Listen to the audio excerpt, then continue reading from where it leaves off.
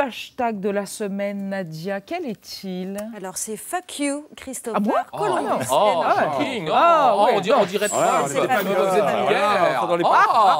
moi qui le dis, c'est pas moi qui le dis. Donc, vous avez compris l'idée générale. On a compris la teneur en français, ça donnerait encore une fois Jean-Mère de Christophe Colomb. Et ce cri de ralliement, c'est une réponse à ce qui se déroule chaque année aux États-Unis. Le 12 octobre, on célèbre le Columbus Day pour commémorer le jour où l'explorateur est arrivé sur le continent américain. Et alors, on le célèbre de moins en moins parce que de plus en plus de villes américaines ont mis en place un boycott et remplacent cette journée par l'Indigenous Day pour appeler à enfin reconnaître la souffrance des peuples indigènes. Donc, une souffrance née de l'esclavage, des discriminations, des confiscations de terres qui ont suivi l'arrivée de colons, d'où la naissance de ce mouvement qui va donc multiplier les opérations, les happenings, avec un certain succès d'ailleurs pour sensibiliser à la cause amérindienne. Et ça se passe évidemment sur les réseaux sociaux sur lesquels on peut trouver notamment un détournement du très célèbre tableau du peintre Grantwood, donc la vraie version à droite et l'autre à gauche. C'est assez joli, assez réussi d'ailleurs. On peut également trouver cette photo d'une statue de colon, ça se passe à Détroit. Donc une statue vandalisée, barbouillée de sang avec une hache en pleine tête. Et puis il y a surtout cette vidéo qui comptabilise 62 millions de vues sur Facebook. On a demandé à des descendants de tribus natives d'Amérique de réagir au nom de Christophe Colomb. C'est assez lapidaire, regardez. Evil. Pure evil. Fuck yeah. Fuck Christopher Columbus. That's a big fuck you. Evil. Invader. Pain. Genocide. Murderer.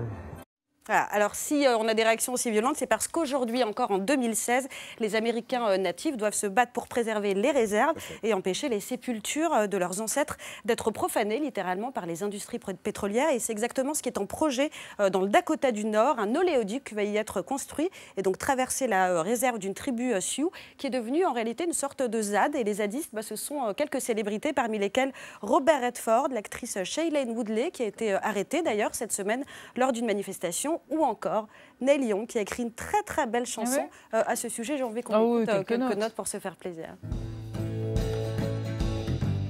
There's a battle raging on the sacred land.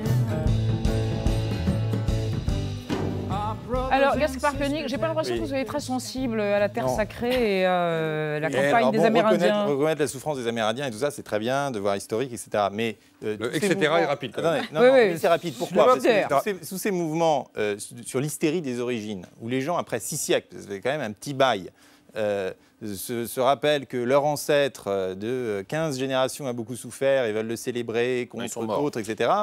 Moi, ça me met très mal à l'aise. Moi, je trouve qu'au bout de 2-3 générations, on appartient à sa nation. D'ailleurs, je me suis dit en préparant cette émission, finalement, je suis alsacien, est-ce que je ne devrais pas être choqué qu'on célèbre Noël et pas Saint-Nicolas? Mais j'en ai rien à faire. Ça faisait un siècle et demi, on est passé par-dessus ça. Et puis l'Alsace, les Allemands et tout ça, mais je m'en fiche maintenant. Et deuxièmement, on voit qu'il y a aussi aux États-Unis, et c'est encore plus grave, un mouvement d'hypersensibilisation de la minorité qui se traduit dans le mouvement des safe space. Les safe space, c'est dans les États-Unis, dans les universités américaines, il y a des mouvements anti-liberté d'expression des étudiants eux-mêmes, c'est très très grave, au nom justement de la protection affective des minorités, c'est-à-dire non seulement, bien sûr qu'il faut reconnaître la mémoire, etc., mais alors il ne faut absolument pas les agresser, mais même au 15e degré avec certains costumes de Halloween, et ça se traduit par une vraie violence. Par une vraie violence, il y a des profs qui ont démissionné, il y a, donc on a vu cette hache sur Christophe Colomb, il y a des statues qui ont été enlevées. Laissez répondre, on a compris votre message, laissez répondre. Bien entendu qu'il faut faire attention à un moment à ce que l'identité ne dévore pas complètement la mémoire et que chacun ait une mémoire segmentée et séparée d'une certaine manière. Je suis entièrement d'accord là-dessus. Mais à partir du moment où on continue à te dire, la base de ce mouvement, je ne l'ai pas dit, qui est essentiel, c'est d'abord un mot. Non, Christophe Colomb n'a pas découvert l'Amérique. Ça part de ça au départ. Christophe Colomb est arrivé sur un continent où il y avait 80 millions d'habitants.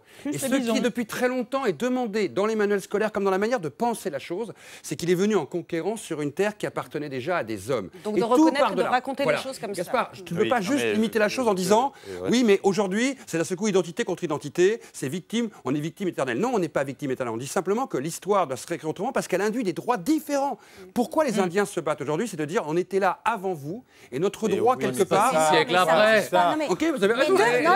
On va tous retrouver, on va tous arriver. Continuez à penser que vous pouvez réécrire l'histoire des gagnants et que les autres n'ont jamais le droit d'avoir une part dans l'histoire. Non, mais vous avez raison tous les deux. Il faut Non, mais vous avez raison tous les deux. Non, mais la vérité, c'est ça, c'est ils utilisent l'histoire pour réactiver aujourd'hui les combats qu'ils ont à mener. Donc, ils se basent sur l'histoire, le passé, en disant on a une légitimité, mais c'est une fragmentation identitaire qui est pas très saine non plus.